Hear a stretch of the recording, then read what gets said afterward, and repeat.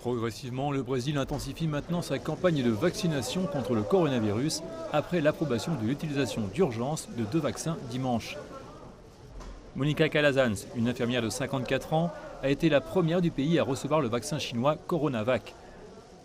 Avec plus de 209 000 morts et un nombre de décès quotidiens dépassant à nouveau le millier, enfin une bonne nouvelle.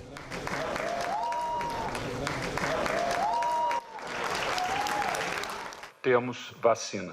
L'annonce est intervenue après une présentation publique de plusieurs heures par le régulateur brésilien de la santé, Anvisa, qui a donné le feu vert aux vaccins chinois Coronavac et Oxford AstraZeneca.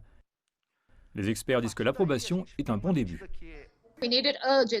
Nous avons besoin de ces 2 vaccins et les 2 ayant été approuvés.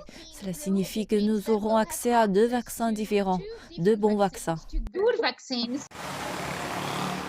La nouvelle intervient alors que Manaus, la capitale de l'état d'Amazonas, fait face à une explosion d'infections à la Covid-19 et de décès qui pourraient être liés à une variante récemment découverte.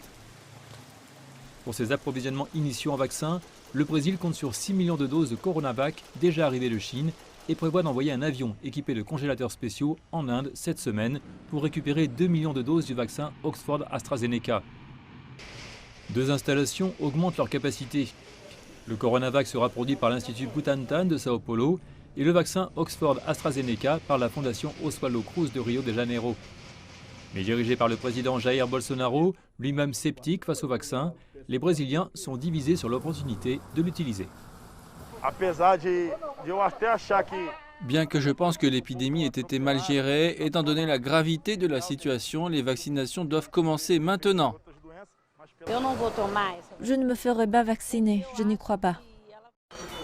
Mais le Brésil est sous pression. La nouvelle variante du virus a incité le Royaume-Uni et l'Italie à imposer une interdiction aux voyageurs brésiliens. Un autre signe de l'urgence avec laquelle le pays doit déployer sa campagne de vaccination.